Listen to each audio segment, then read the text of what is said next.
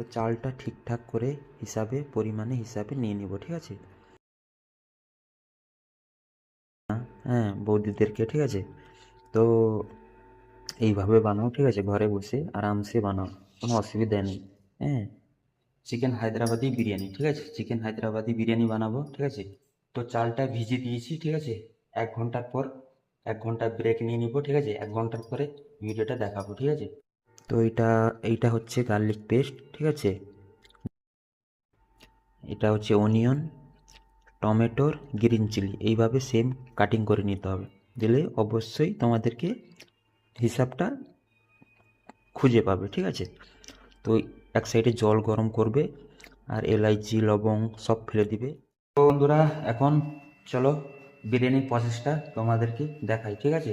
তো দেখো আমার পানি খেয়ে কী অবস্থা হয়েছে, ঠোঁট মোট সব সব লাল হয়ে গেছে আর ফেটে গেছে, ঠান্ডা এখানেও ঠান্ডা পড়েছে।